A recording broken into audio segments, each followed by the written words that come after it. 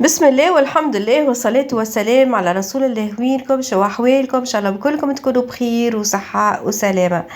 طلعوا عناوين واللي حضر فيديو متاع العيد الصغير 2024 السنة يعرف اللي عناوين. اكتبوا لي في تعليق مزيان كيفكم، ما تنساوش تحطوا اللايك، وكان مش مشتركين تشتركوا في القناة إذا كان عجبكم المحتوى. تبعوا لآخر الفيديو. به استغليت الفرصة، مشيت في زيارة خاطفة لمدينة قفصة، فاستغليت الموقف مشيت معناتها درت بالطبيعة شوية. بالطبيعة مشيت هكايا المغازي التقوى موجودة في حي النور، ولا حي هدايا فيه برشا موفمون، خاصة حركة تجارية كبيرة. أعرف اللي الناس ما عادش تمشي تقضي من مدينة قفصة مركز المدينة، ولاو معناتها يمشيو للمنطقة هذه أرخص وأرفق وتتوفر فيها كل شيء. معناتها ما تستحقش باش يعني تتنقل البرشا بلايص، لا نفس معناتها الشارع فيه كل شيء من مواد غذائية، مواد جهاز العروسة، الخضرة، كل شيء، المجازانات، كل شيء متوفر. المهم لهنا هذه مغازة تقوى فيها المواد الغذائية، وعملت الاكستنسيون هذه فيها ريد شوسي، وفوق ريد شوسي معناتها ثم زوز تيقان كل ما يخص معناتها الدار التونسية والمطبخ التونسي. ثم ذيك عجبوني ذوكم اللينوكس، رجعت بقوة متاع المعامل الآلية بالساحل وغيره زادك المهارس كما شفتوا. وعجبتني برشا الطاولة هذه والكراسي بتفتور صغيرة متحفنة تجي في كوجينة كبيرة، وإلا هكا في كوا هكايا متاع سيجور تحفونة على الاخر تهز 6 من الناس. الكل في كل الطاولة والكراسي ب1,30,000. عجبتني على الاخر. لي مو هذيا زاد متاع ديكوراتيف وكل شيء، لكن انا قلت والله يصلح الكتب نتاعي معناتها نحطهم زاده في كوع. المهم استغليت الفرصه زاده واحنا راجعين. كيف انا ديما نثبت على اليمين وعلى اليسار البياعه شنو تبيع، خاصه منتج المستهلك وكالصغار معناتها الفلاحين وغيره.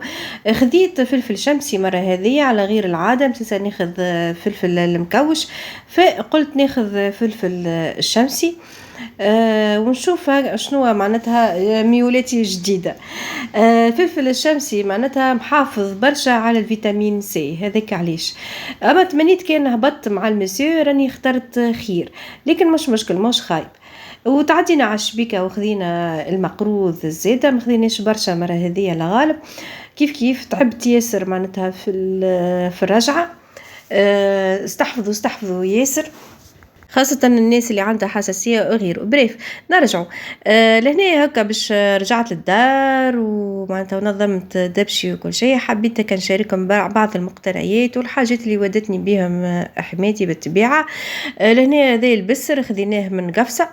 البسر اللي هو البلح، برشا ناس وانا نقولوا البلح، في قفصة يقولوا البسر. هذيا الهريسة تاع يعني ودتني بها حماتي، وهذيا الفلفل المعجون او تقريب الهروس في الساحل يقولوا له. بالطبيعة الهروس والفلفل المعجون ماهوش كيف يعني والشمال الغربي يختلف معناتها برشا، لكن النكهات معناتها متقاربة.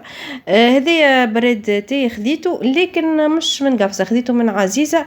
وتمنيت كان صبرت شوية راني خديت عالة التي نزيد نلم شوية فلوس، اما مش مشكل تو ناخذها باذن الله، ما يقلقش، مش مشكل.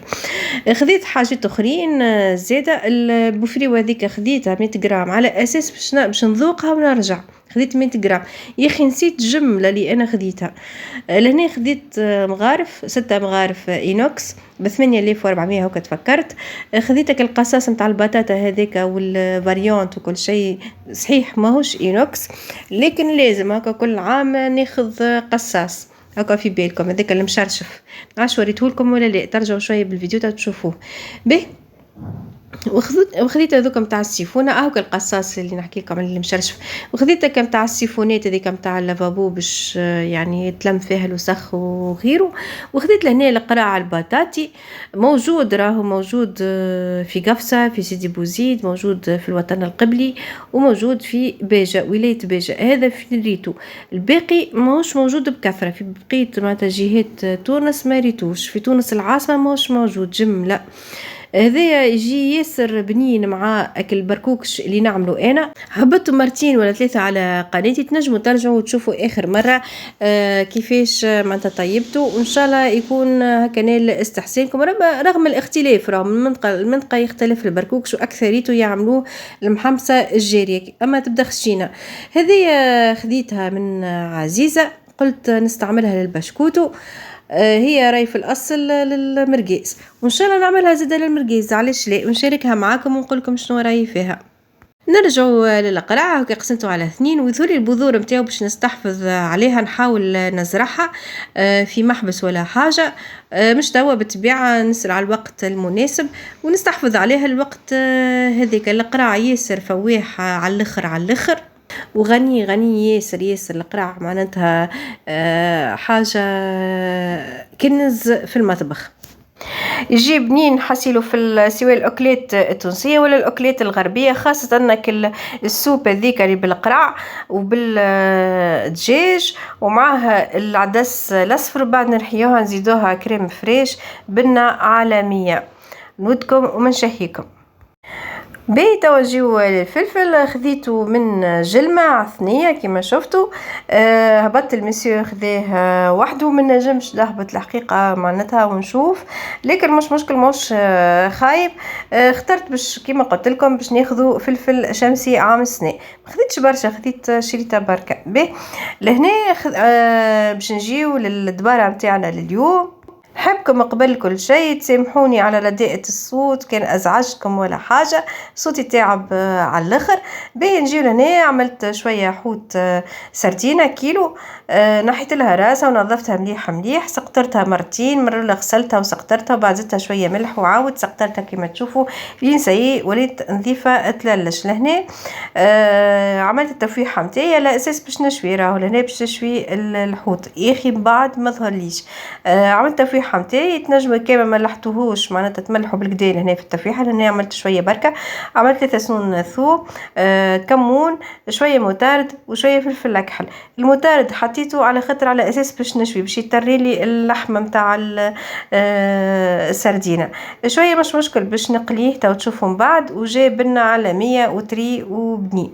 بي لهنا خلت التفويحة متاعي وزدت الزيت زيتون، هذه أمرت لي أنا كنت باش نشوي على خاطر كان باش نقليه زيت باش نزيد زيت زيتون لهنا.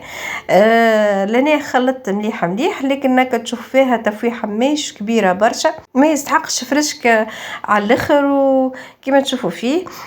وزيد هو راهو السردينة والحوت الازرق ولا المربي كي تفوح اكثر من اللازم يمسات يولي كالح.